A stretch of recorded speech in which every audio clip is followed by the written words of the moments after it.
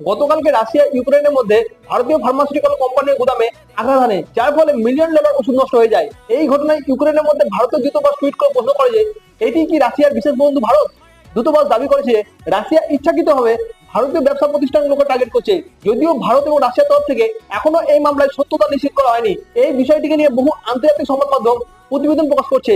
Ukraine বলছে যে Russia ভারতের সঙ্গে বন্ধুত্ব দাবি করলেও বাস্তবে তারা ভারতীয় স্বার্থের ক্ষতি করছে। ঘটনাস্থলে শিশু এবং বয়স্কদের জন্য সংরক্ষিত করা ওষুধও ধ্বংস হয়ে গেছে। এছাড়া ইউক্রেন দাবি করছে যে চীন বর্তমানে রাশিয়ার পক্ষে 155 জন চীনা নাগরিক ইউক্রেনের বিরুদ্ধে লড়ছে।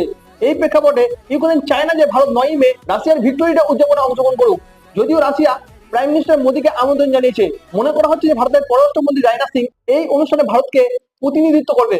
এই ঘটনা ভারত এবং রাশিয়ার সম্পর্কের মধ্যে একটা বড় প্রশ্ন চিহ্ন দেখা যাচ্ছে। এ বিষয়ে আপনার কি মতামত? গতকালকে রাশিয়া ইউক্রেনের মধ্যে ভারতীয় ফার্মাসিউটিক্যাল কোম্পানির গুদামে আঘাত হানে, যার ফলে মিলিয়ন